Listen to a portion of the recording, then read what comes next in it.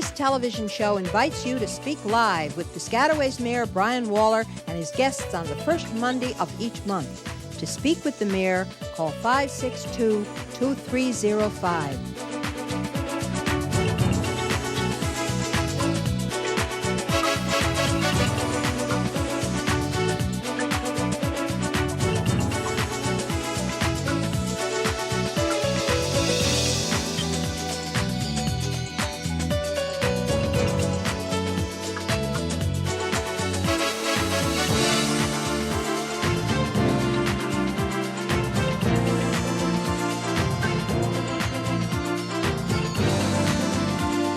Mayor Waller is ready to take your calls.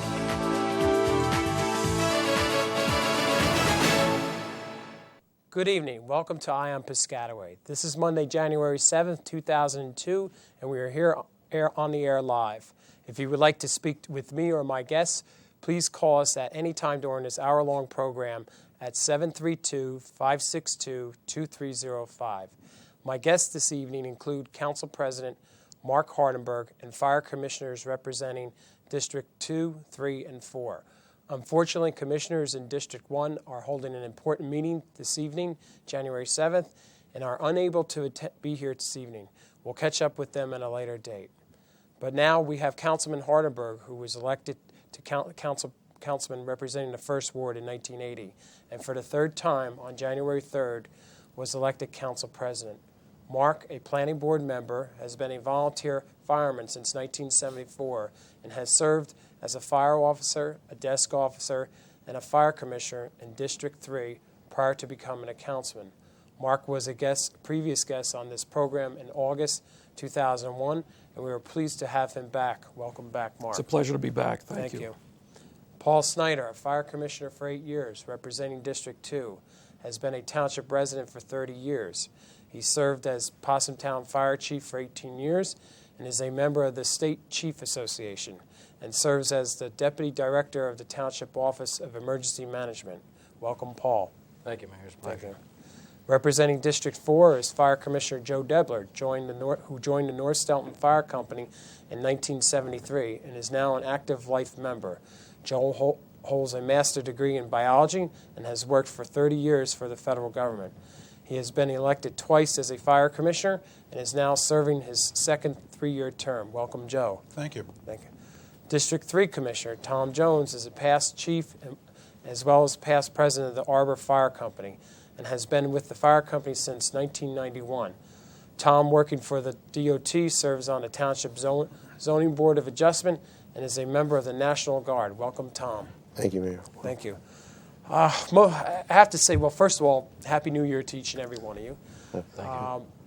I guess probably the way to start is most people don't realize that we actually have fire commissioners in this town.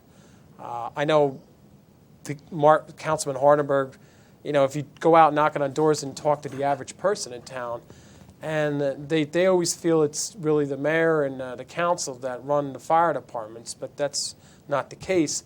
Maybe what I'll do is start off with Commissioner Debler here, and maybe you can explain briefly what is a fire commissioner. Well, in the township, all the firefighters are volunteers. And as a result, it saves the township a lot of big bucks. And unfortunately, though, in the beginning, the volunteers went out, did all the fund drives, and did all the collecting of funds, and they could, way back when, afford everything. But now, as prices get much more expensive, and things get more involved, they weren't able to do it anymore, and eventually the commissioners were developed. The township collects taxes for each fire district, and the commissioners then are elected for a 3-year term to dispense those taxes to the fire company for equipment that they need and for training. Okay. Tom, I know you know the boundaries of your district that you're involved in. What are the basic boundaries of the Arbor District that you represent? Well, the Arbor District consists of 1.3 square miles, and that surrounds 7th Street to Washington Avenue, and also goes down to Rock Avenue with the Plainfield border. And that's basically where our district and goes up to Clinton Avenue, crossing the South Plainfield, and they all intersect. So. Is that like the New Brunswick Avenue? New Brunswick Avenue, yes, and the surrounding areas, all the way back to West 2nd Street. Okay, Paul, what's before we get back to tell each of the residents, you're in a unique district where you have actually 3 fire companies involved that you have jurisdiction over as a fire commissioner. You might want to tell the residents the 3 fire companies and sort of what the boundary lines are. Correct. The District 2 consists of 3 fire companies, the Holmes Marshall, River Road, and Possumtown Fire Company. They're all in the same district. We cover from the Middlesex border over by the River Road area up to the Highland Park border, parts of the Hose Lane and 287, which covers maybe a quarter of the district off of the 287 area. Okay. And then I think, Joe, I'll let you, and then I'll explain the New Market district lines. Joe, do you might want to explain? District 4 covers from Edison, South Plainfield border, over the Stop and Shop, and then coming over here to basically Town Hall by the street, by Sydney Lane and by Morris, in that area. All right. And then I think the balance of the district lines is the New Market district, which encompasses a good portion of New Market and the geographical center of the town.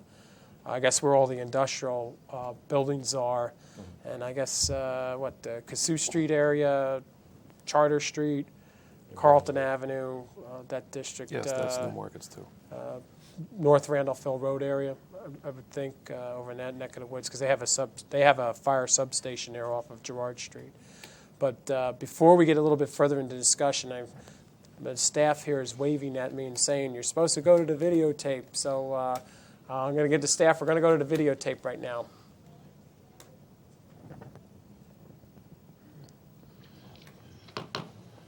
Okay, we'll call this meeting to order. I, Stephen Kahn, Do solemnly swear do solemnly swear that I will support the Constitution that I will support the Constitution of the United States of the United States and the Constitution of the State of New Jersey, and the Constitution of the State of New Jersey, that I will bear true faith and allegiance and I will bear true faith and allegiance to the same to the same and to the governments and to the governments established established in in the United States the United States and in this state and in this state, under the authority of the people, under the authority of the people, and I will faithfully, and I will faithfully, impartially, impartially, and justly and justly perform all the duties perform all the duties of the office of the office of the office, of Township Council, Second Ward, according to the best of my ability, according to the best of my ability. so help me God. So help me God.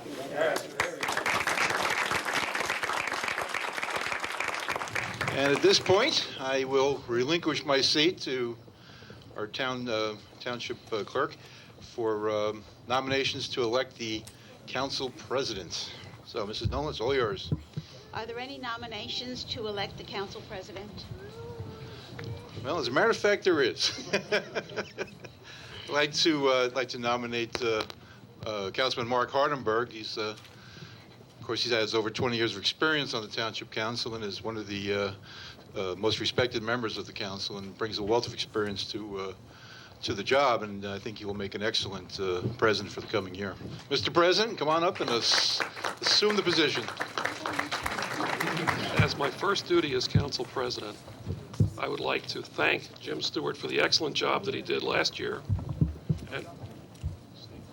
and present him the gavel that he used last year to run all those great meetings. Jim?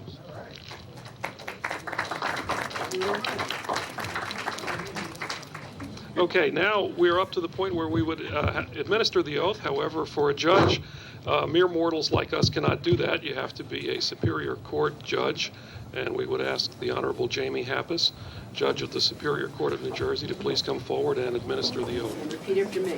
I, Leslie Devereaux. I, Leslie Devereaux, Do solemnly swear do solemnly swear that I will support the Constitution of the United States that I will support the Constitution of the United States and the Constitution of the State of New Jersey, and the Constitution of the State of New Jersey, that I will bear true faith and allegiance that I will bear true faith and allegiance to the same to the same and to the governments established and to the governments established in the United States in the United States and in this state and in this state under the authority under the authority of the people, and that I will faithfully, impartially, and justly perform all the duties of the office of municipal judge according to the best of my ability. according to the best of my ability. So help me God. So help me God. Congratulations.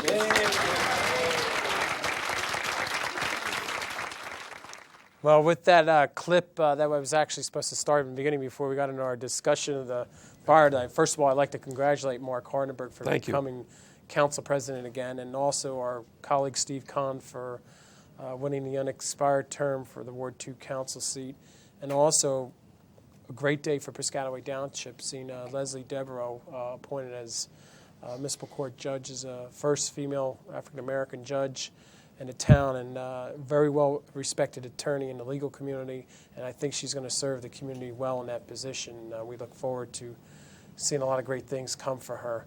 But with that being said, back to talking about fire commissioners, firehouses. Mark, did you want to add anything into to the discussion? Well, I thought it might be interesting, since we're talking about fire departments, if the four people here briefly talked about how you got involved in the fire department and what you think you get out of it. Why do you continue to be a fireman?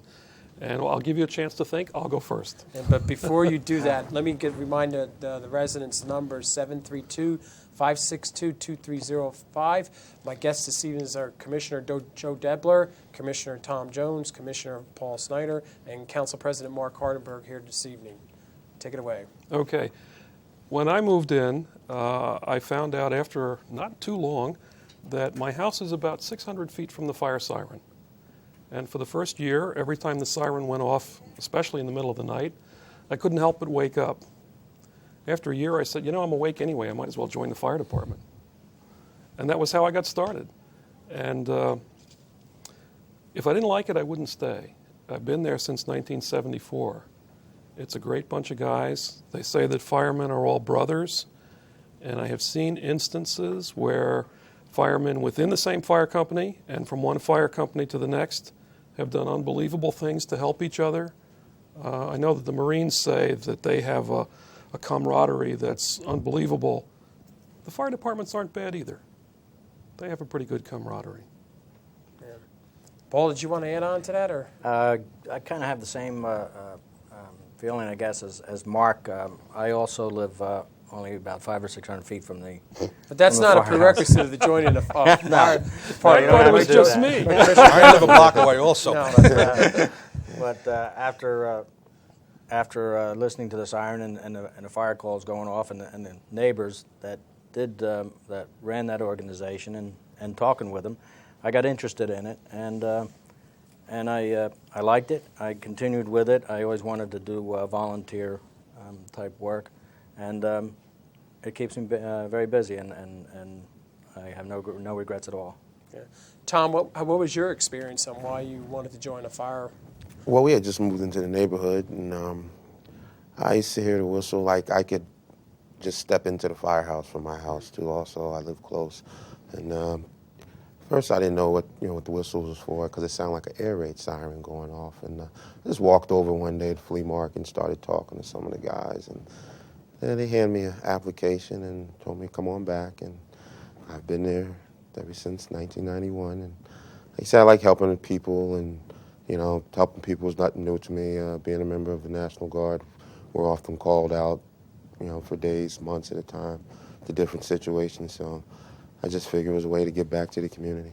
So it's very natural for you. It's a natural thing to be woke up, or it doesn't matter. So it was good. Good. Commissioner Debler, how did you? I moved here in 1971 from New York, where we had no idea what volunteer fire companies are about. And the fire is also a block from my house. And I thought it was a good way to meet the people in Piscataway and get familiar with what goes on in Piscataway, and that's why I basically joined. And then I've been there for 27, 28 years now. And it does give you some sense of satisfaction, even if you have to get up at 3 in the morning once in a while, but if you can help somebody at the result, it does, make you feel good. Yeah.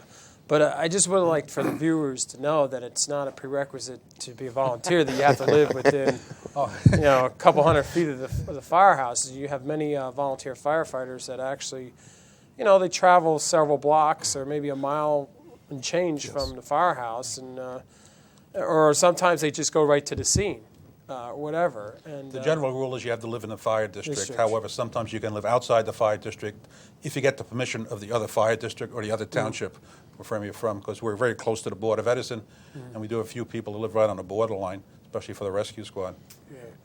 I do know, I think you're we do. There are also, with the fire. Maybe we might want to explain how you become a fire commissioner. There's actually elections. I call them the world's best kept secret elections that are held.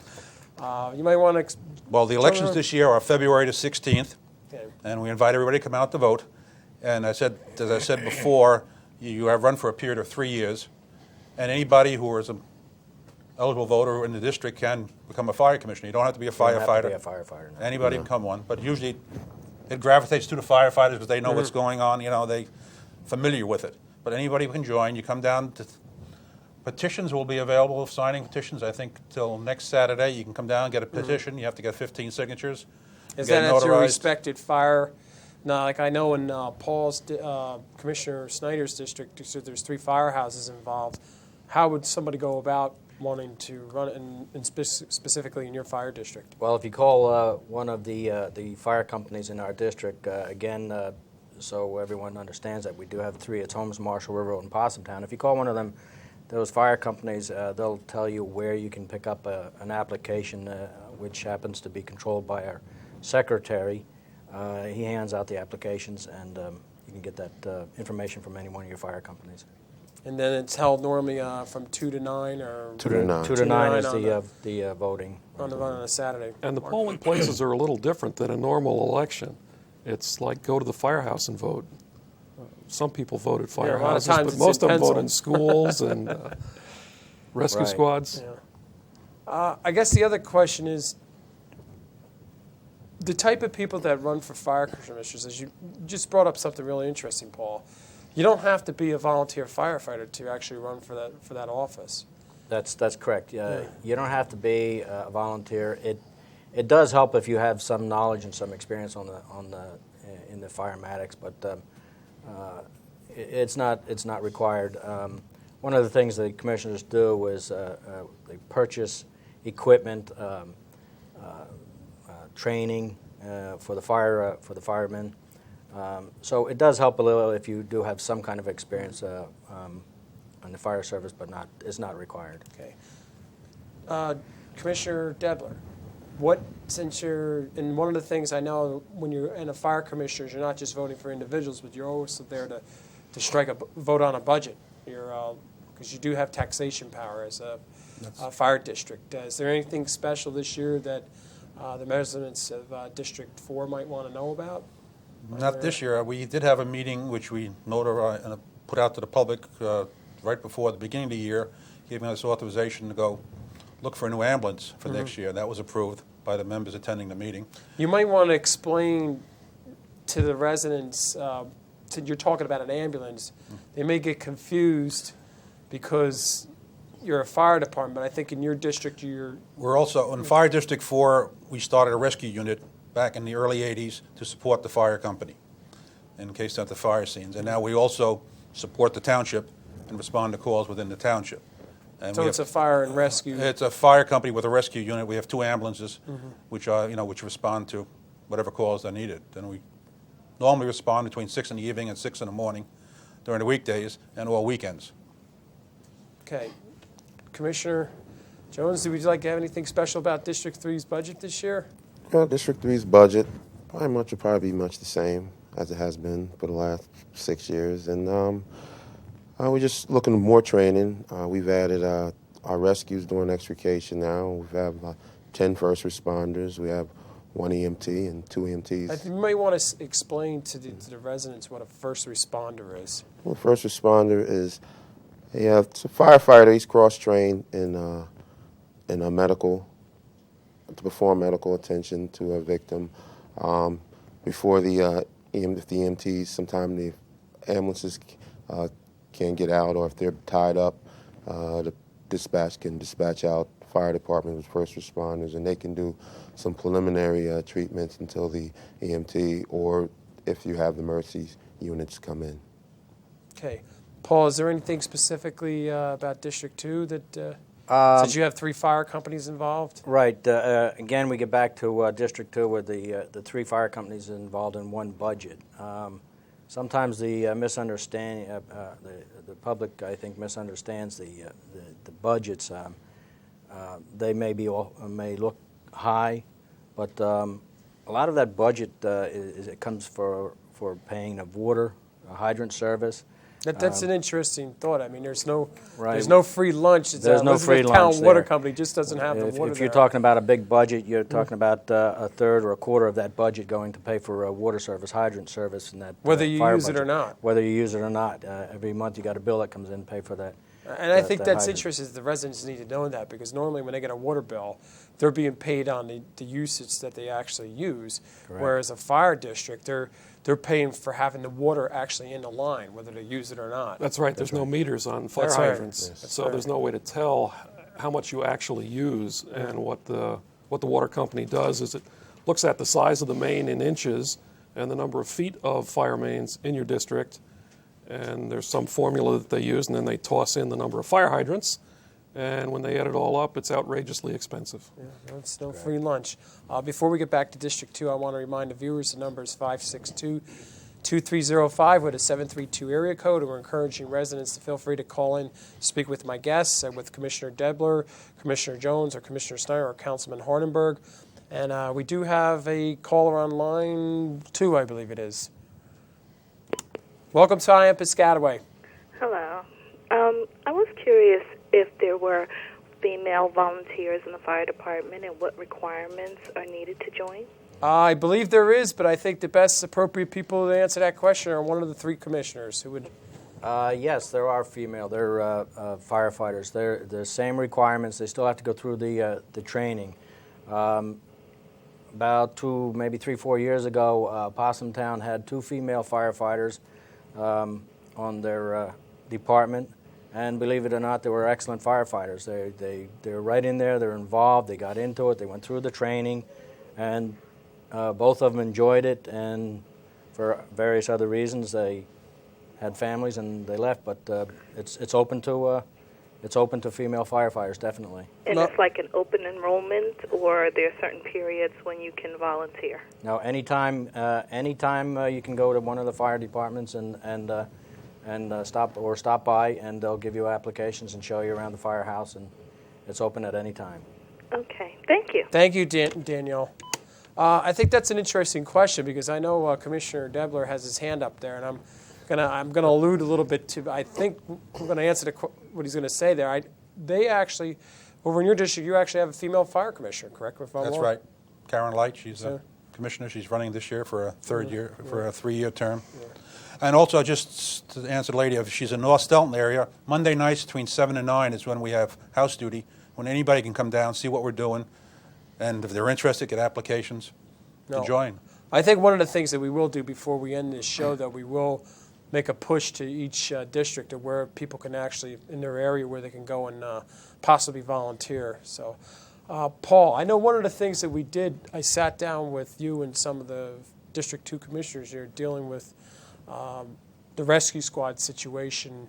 I know your levy went up a tiny bit, because I think we're trying something unique this year for your fire district in order to help the River Road Rescue Squad out, to help maybe subsidize payments of their ambulance right there, because it's sort of like a private entity unto itself, but yet they provide a public service. And maybe you might want to speak to that a little bit. That's true. This is the first year that we were able to get involved with the River Road Rescue Squad.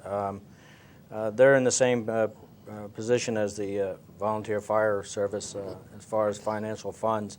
So we're able to pick them up in our budget this year and try to allot some money toward them to help pick up some of the problems that they might have.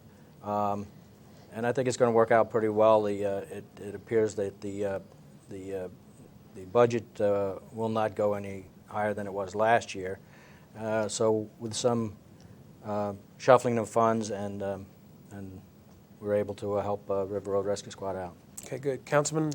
I wanted to follow up on that, because it seems like we're talking about budgets, and I'd like to emphasize that because all these units are volunteer, there's a tremendous savings for the town. I mean, it runs in the millions for only 1 year. And what you were talking about, Paul, was if you can keep a volunteer rescue squad volunteer and not have it have some financial problems or other kinds of problems, where perhaps the town has to take it over or some fully paid outfit has to come in, that becomes very expensive. So it is a big benefit to the town and to the residents of the town, helps keep their taxes low, that all of this is volunteer. And we should do whatever we can to encourage it to stay volunteer and to encourage people to come out. I know it looks like it's a crazy thing. You get up in the middle of the night. You actually do get to you learn to enjoy it, believe it or not, and it's a lot of fun. The people are a lot of fun, and believe me, you see all kinds of things that you don't see every day. Before we go a little further, I want to remind the viewers the number is 732-562-2305. If you would like to speak with me or any of my guests, Commissioner Debler, Commissioner Jones, Commissioner Snyder, and Council President Mark Hardenberg. We do have a caller at this time, and I believe it's on line 2, and it's Edward.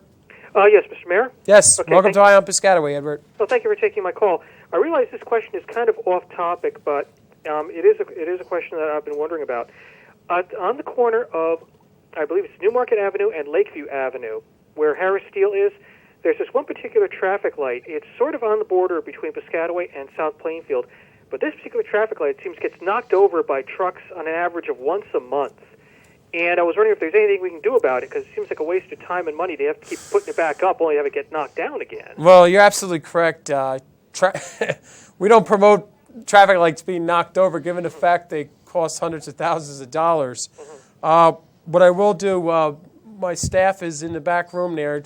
If you want to hold on to the line, Edward, we would love to have your name, number, and address, and we're more than happy to follow up on that. Okay, because I wasn't sure whether this would be like the Piscataway's responsibility or South actually, the county, because it is like right on the border. It is. I believe that may be a county responsibility, because a lot of times when lights border two government entities, the county gets involved, and I believe that is a county road, New Brunswick Avenue. So more than likely that is a county light. But that what's staying, it's not that we can't ask the county to go in and take a look at this persistent problem. You're absolutely correct about it. Okay, well, thank you very much for taking my call. Just stay on hold, okay. and I'm going to put you on hold. Hopefully I won't lose you. Okay, thanks very much. And the staff will pick up. And thanks for your call. Okay, thank you, Everett. Okay, I didn't lose him. How about that? I know how to operate a phone. Okay. Getting back to the fire districts. My own personal philosophy is I know the rigors of becoming a volunteer firefighter and a volunteer rescue squad person. A lot of times residents will see periodically from time to time the fire companies or the rescue squad companies having a coin toss on the side of the road. And that's not what volunteering is all about. My own personal feeling is that we need to do whatever subsidies we have to do to help out the fire districts and the rescue squads, because the requirements can be strenuous at some time. I'm not trying to scare anybody off, but I'd much rather have somebody out there trying to volunteer answering fire calls or rescue squad calls than out doing a coin toss. And I think we're trying to help the companies, because you actually, thanks to the volunteers, you've saved the town taxpayers a lot of money, as the councilman said. But I don't know, Mark, did you want to? I'd like to add on to that. I can tell you from experience that a lot of the skills that you use when you're a firefighter are highly perishable. And if you don't keep training, you don't keep at them, you lose them.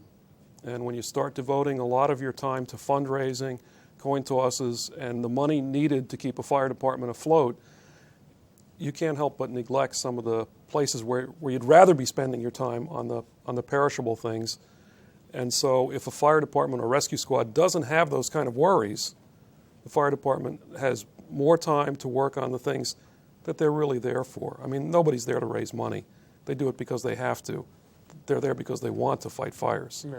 And that's the primary mission. Commissioner Debler? Yeah, maybe we should cover what the volunteers raise the money for. Sure, go ahead. We pay for, the fire commissioners pay for the equipment, the trucks, the training, as I said before. But the building and the structure and the maintenance of the structure where the fire company is at, that's all being taken care of by the volunteers. They got to raise the money to pay for the electric bill, the heat bill, put a new roof on, maintain the outside property, and everything like that. So that's what, when you see them out there, that's what they're collecting for.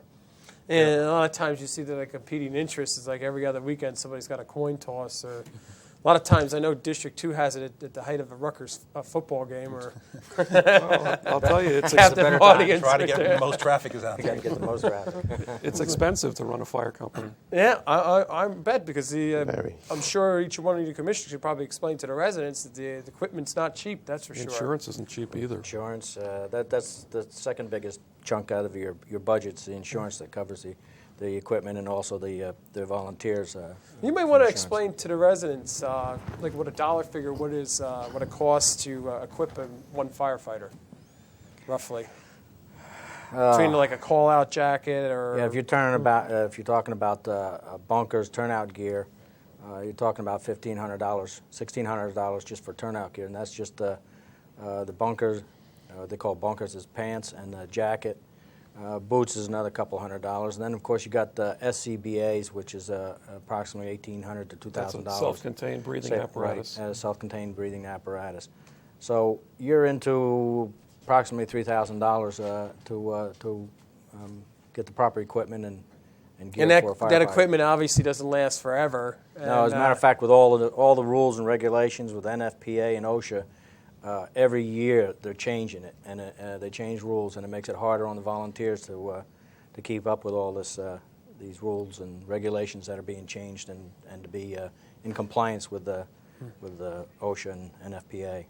I think Commissioner Jones, if correct me if I'm wrong, I think that's one of the great things about the volunteers in our community, not just firefighters, but the rescue squads, that they're able to somehow manage to keep up with all the new regulations that are coming out constantly. Yeah, sometimes it can require you to put in lots of hours to do retraining and, to go to different areas for classes. Sometimes the companies in the other districts, they combine together into one building. They'll get an instructor in there and recertify and get all the necessary training that's required. And like Commissioner Pauly said, that it's like $3,000 just to outfit one personnel, and then then to train him too and keep him up with that training. And every now and then, equipment has to go out for repairs, and so that adds into the cost. So that's why sometimes you have to do other things just to supplement that.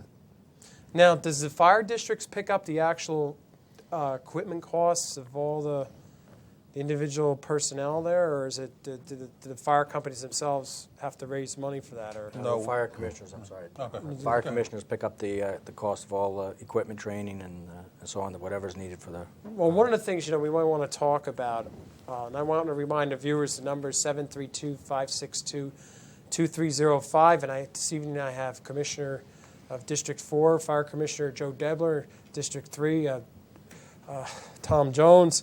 District 2, all these districts. District 2, Paul Snyder, and the easy one, Council President Mark Hardenberg, who's in District 3, by the way. What is the type of training somebody has to go through to become a firefighter? I mean, I know that's a pretty large question. Maybe go ahead, Commissioner. Take a shot at it. With us, basically, you come in, and for the first 30 days, you get familiar with all the equipment. You can't go on the equipment. There are two training courses, Firefighter 1 and Firefighter 2. They run 1 or 2 days a week, and they last for several months. One's usually in the spring and one's in the fall, or vice versa. And then after you get that, then there's continuously drills. In fact, tonight there's a drill in our firehouse, and there's usually 1 or 2 drills a month. So I can expect you leaving the set any soon, right? No, most likely it'll be over by the time I get back. Usually a Firefighter 1 course, which is mandatory by the state, runs about 120 hours. It's a long time for somebody to put in for training. Also, but there's a reason why that the hours are there. Correct. There's reason why. It's not just as you're sitting around eating donuts and drinking coffee. No, I don't even think you have time to do that. Yeah. But, it's a vigorous training. We just had a firefighter go through it, and he was impressed with the training, but it was hard work. There's no question about it. It's hard work. You got to put some work into it also. The other stipulation is required by the state also is the IMS 200, which they call an incident management system. That's also mandatory and required by the state if you want to be an officer. So there's more training going in into just to being an officer also. All right. So before we move to a break, I want to remind the viewers the number is 732-562-2305. 2305. And this evening we're fortunate enough to have 3 of the fire commissioners here in town. District 4 Commissioner Joe Debler, District 3 Commissioner Tom Jones, and District 2 Fire Commissioner Paul Snyder, and obviously our good council president and the senior council member of the town council here, Mark Hardenberg. With that, I believe we're going to run to a break, and we're going to move to a break so the staff doesn't start waving things at me.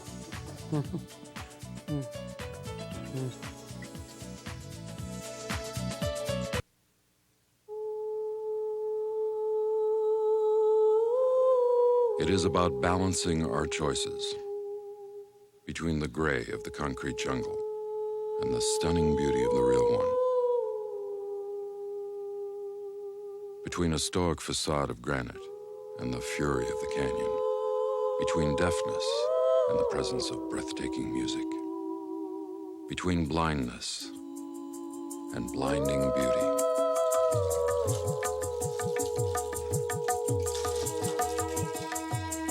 It's why there's EarthShare, the simple way to find balance. EarthShare is the workplace giving program bringing the leading environmental groups under one umbrella. Support EarthShare, support them all. EarthShare. Please ask your employer about workplace giving. To learn more, please visit our website. Over 2 million acres of our wildlands burn each year, and hundreds of homes are lost as a result. At least 50 homes were burned to the ground. Dozens more were damaged as fires raced through dense brush and steep canyons. Flames don't know the difference between forest, rangelands, and homes. Learn how you can fireproof your home. For more information, contact your local fire protection agency, state forestry office, or the USDA Forest Service.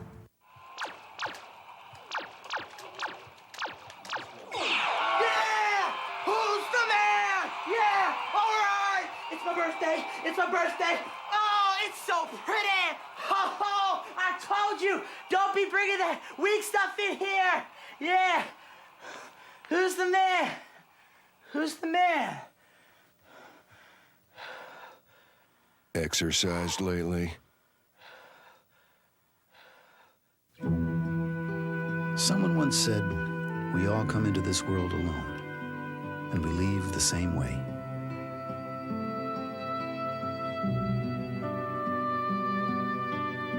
But in between, we have the chance to connect and help each other, to find ways you can do something to connect with the people in your community.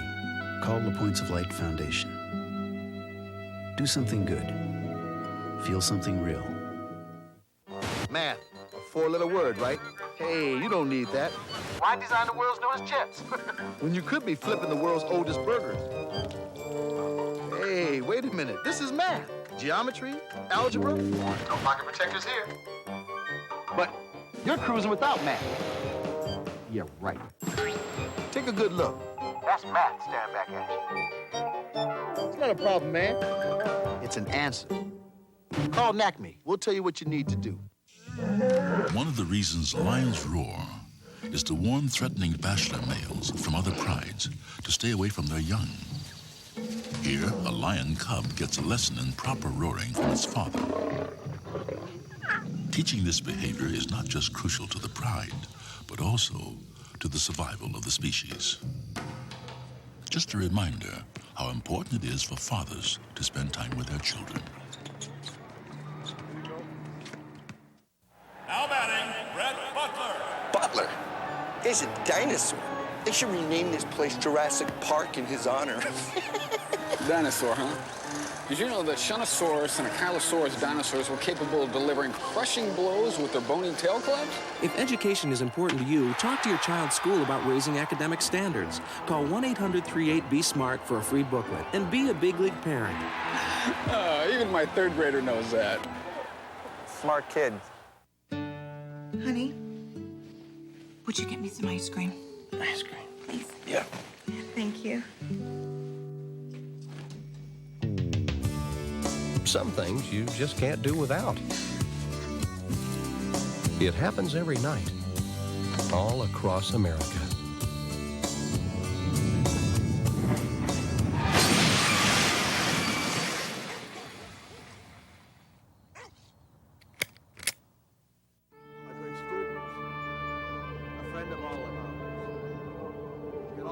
Sometimes it's important for kids to keep quiet. But if you keep quiet about a kid who talks about hurting someone with a gun, some kid could be quiet. Forever.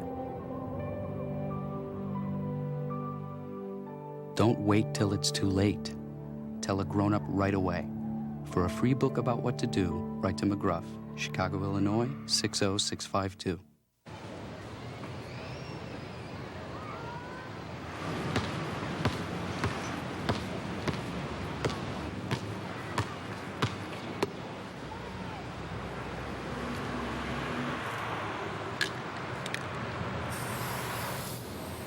Thousands of kids in this country have everything it takes to go to college, except the money.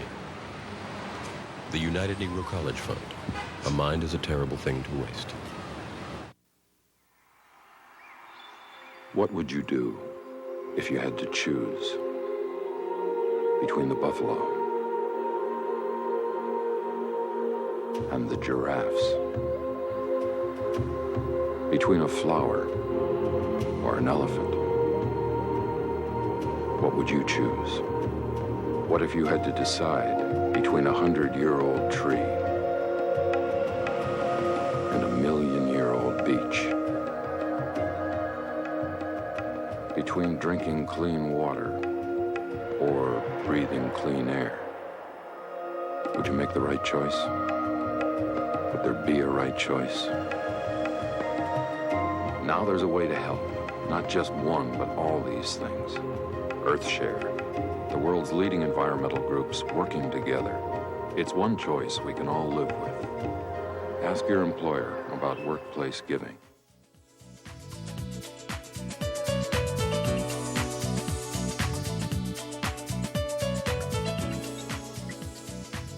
Welcome back to I Am Piscataway. The number is 732-562-2305. My guests this evening are Commissioner Debler from District 4 Fire Commissioner, and District 3 is Commissioner Tom Jones and Commissioner Paul Snyder from District 2 and Council President Mark Hardenberg. But before we continue our discussion, I'd like to go to the monthly announcements, and we'll get ready to queue up for it. Okay, the first announcement is be sure when visiting Kennedy Library during the month of January that you will take note of cases as you enter the building. There will be an exhibit on Dr. Martin Luther King Jr., whose birthday we celebrate on January 21st. The exhibit is coordinated by the Piscataway Civil Rights Advisory Commission.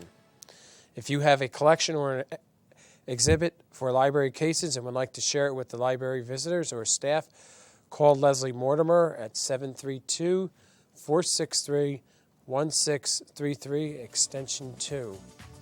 If you would like to know how to navigate the World Wide Web, the library has scheduled training classes, one on Thursday, January 17th at 7:30 p.m. or on Thursday, January 31st at 11 a.m. To register, call 732-752-1166 or 732-463-1633, extension 2. It's time to renew your membership or to join the Friends of the Library. You should have received a Friends membership envelope enclosed in your library news, new and events, January and February issue that you will receive in the mail. Please consider renewing or joining. The Civil Rights Advisory Commission has scheduled the 16th annual Dr. Martin Luther King celebration for Saturday, January 19th, with an award ceremony for the winners of the school-wide contest to be held in Piscataway High School Patton Building. For those of us who know that is the 910 building, and a new cafeteria at 1 p.m. Continuing the celebration on Sunday, January 20th, there will be an interracial, non-denominational worship service sponsored by the Piscataway, Denellen area clergy at the First Baptist Church of Newmarket, 450 Newmarket Road at 4 p.m. There will be a free rabies clinic for dogs only on Saturday, January 26th. Cats Only clinic will be held on Saturday, February 2nd. Both clinics will be held at the DPW garage on 555 Sydney Road from 9 a.m. to noon. Snow date for both will be Saturday, February 9th. At these clinics, you may also obtain your 2002 dog and cat licenses.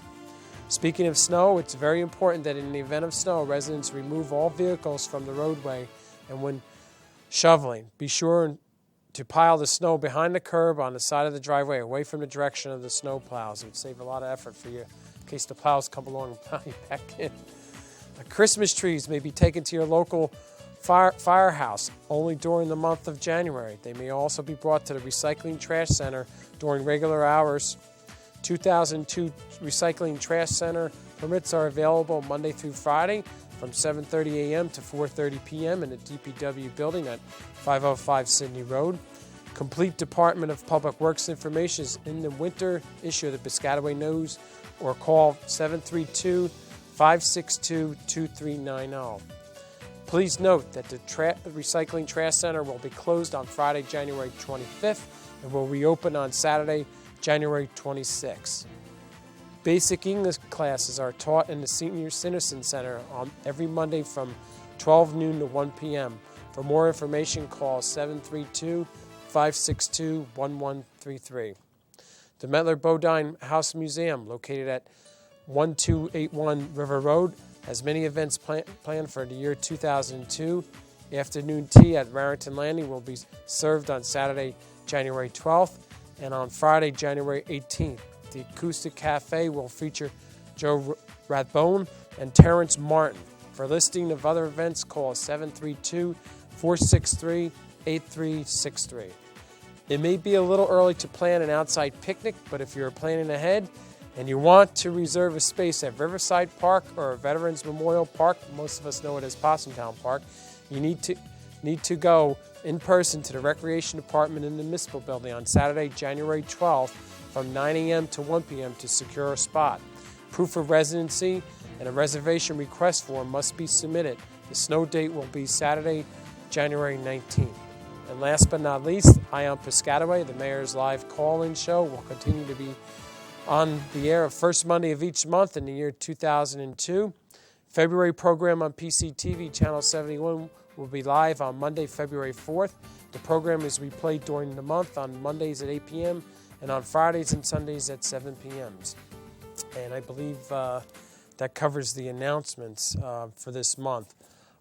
We do have a little film clip that my staff put together for my wife and I here, and we just want to go to the videotape if my guests will indulge us for a second here. So let's go to the videotape on that.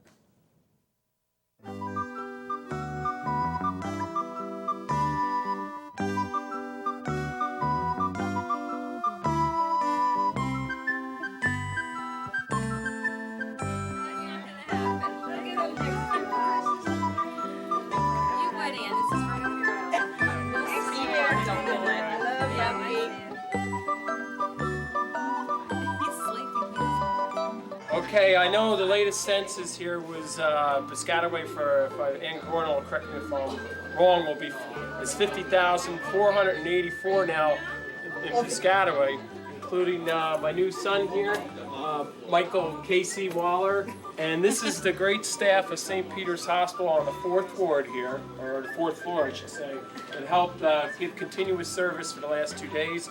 Although, which shift is this? This is the day shift, and there's 3 shifts?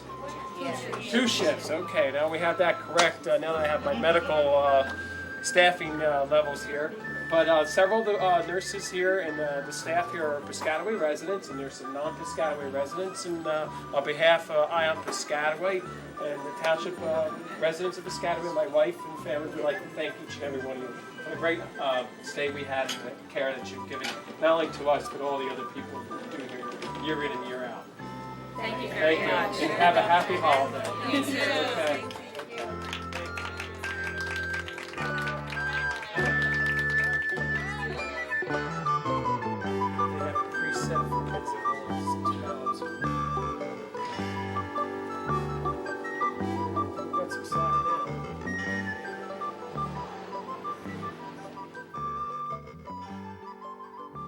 Well, the funny part about that, my wife and I are leaving the hospital, and neither one can figure out the new configuration of the car carrying seat.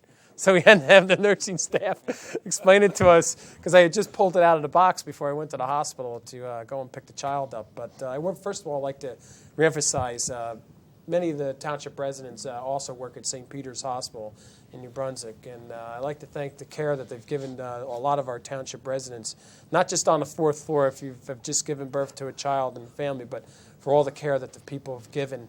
And I'd like to thank again, I know Mary Ellen's one of the supervisors up there as a township resident, and as a matter of fact, all the nurses that were in and staff that were in that photo were all Piscataway residents that were in that photo. They just so happened to be on that floor that day, and I enjoyed having the late night pizza party with them when I brought some pizza up to the floor there.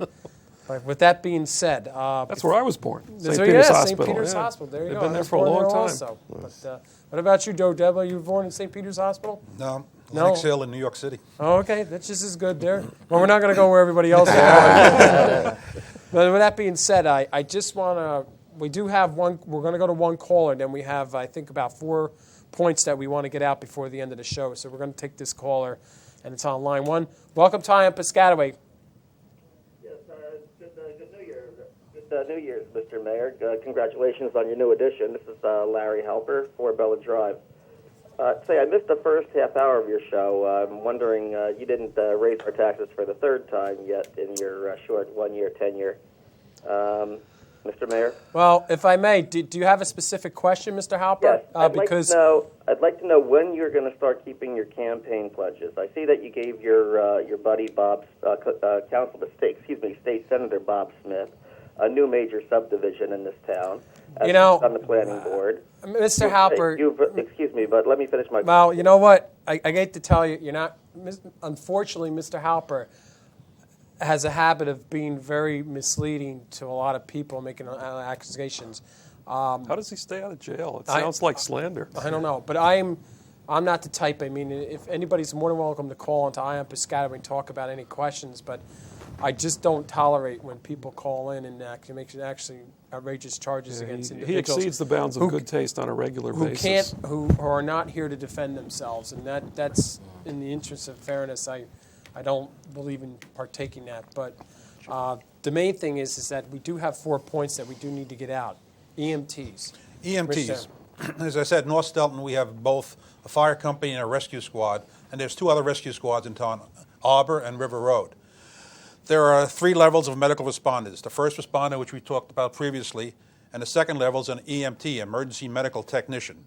In order to get an ambulance out, you need at least 1 or 2 of these EMTs on the ambulance rig plus a driver. We're always looking for EMTs. It's a little more strenuous training because you go 3 or 4 times a week for 6 months. It's continuous up-training. And whereas in a fire company, when the whistle blows, if you're available, you come out. With the rescue squad, because so few members go on the rig, there are specific times when you have to be there. So usually you are covered 1 night a week, like tonight is my night. I get on at midnight and I go till 6 in the morning, and 1 weekend a month. So you have required times which you have to be there. So it's a little more strenuous than as with the fire company. But we're always looking for EMTs, and again, I'll put the plug in if anybody's interested. 7 to 9 on Monday nights down at the firehouse. We're happy to show you around and tell you what's completely involved. Okay, we have about 5 minutes left to the show. Commissioner Snyder, did you have something you want to mention? Yeah, I just want to quickly say that I hope we're not misleading or discouraging people from joining the volunteers, because we're throwing you some hours out here that's a lot of hours and time put in. It's required and it's necessary. But we still need the volunteers. We do extrication calls and hazmat calls and so on and so forth. There's a lot of time, but we don't want to discourage the people. We're looking for you to come in, but unfortunately it's the amount of time you have to put in, and the age, if you can handle it. Like I said, in Possum Town we have a gentleman that joined. He's 50 years old, and he went through the whole entire training, and God bless him, he's willing to do it. One last thing is that I would like to ask the people if they would, if they could try to put house numbers a little more visible on the houses, so whenever an emergency occurs, it's a lot clearer and better for us to locate your home. Also, since we're during the winter months, if there's snowfall, if they're near a fire hydrant, I believe if they can do the fire houses a favor by taking a little time out and just maybe shoveling out so they can see the fire. Excuse me, you're Okay. also doing yourself a favor. If it's That's your right. house and Right. if the hydrant's close to That's your right. house, Yeah. you don't want them wasting time A shoveling down the lot of hydrant. people don't pay attention to things If like it's that. on your property, we ask you to give us a hand and at least shovel them so we could, So it's we could visible. see invisible. Yeah. All right, with that, we're going to go to a caller, and on line 1, I believe we have Peggy. Yes. Hi, Mr. Mayor. How Yes, are what you? can we do for you? Welcome to Ion Piscataway. Congratulations on Michael. Brings Thank you back very a lot much. of memories. Thank Who owns this property over here on the corner of Cassuth and Hopkinson, between Stelton and Cassuth, where there are no trespassing signs? Are you talking about the park? Yes. The Township of Piscataway owns the park.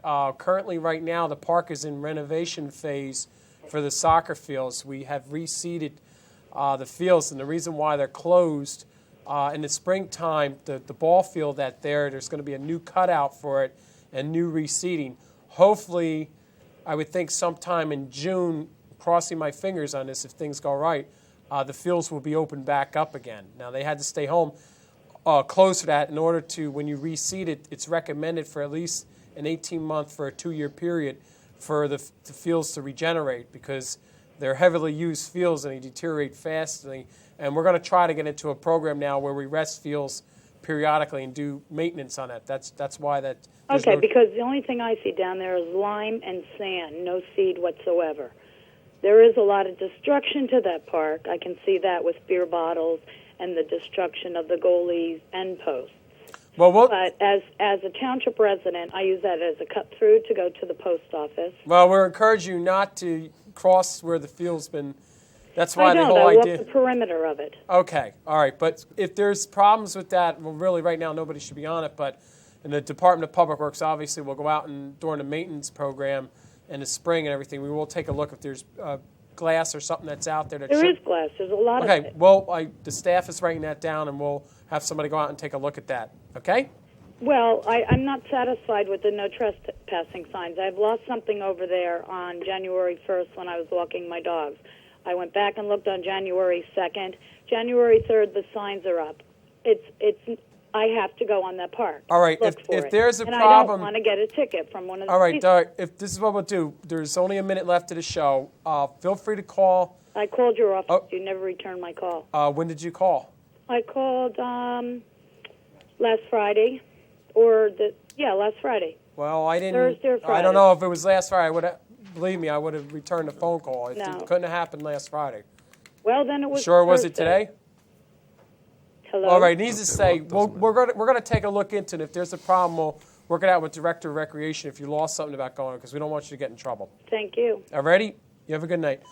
We only have like 30 seconds left. Mark, did you want to say something real fast? I just wanted to say that people talked about some of the requirements for being a fireman, but on balance, when you look at the satisfaction you get for being a fireman, it's worth it. Okay, Tom, you wanted to mention something about 9/11? Yeah, 9/11. We were able to send like 7 of our guys and an engine over to New York and participate in the rescue. And the guys just wanted to thank them for going over and tell them to keep up the good work. And last but not least, I would like to say while we're winding this up, I would like to thank each and every one of the commissioners here, and for all the commissioners, the volunteer firefighters, and the volunteer rescue squad people, because without your efforts from day in and day out, from sunset to sunrise, we wouldn't have a rescue service in Piscataway. I know the councilman agrees with me that. I'd like to wish each and every one of you a Happy New Year, all the residents. And last but not least, don't forget to watch next month on Ion Piscataway. I believe it's February 4th. Yeah, what's coming up next month? YMCA. Oh, right, that's a good choice. Okay. Thank you.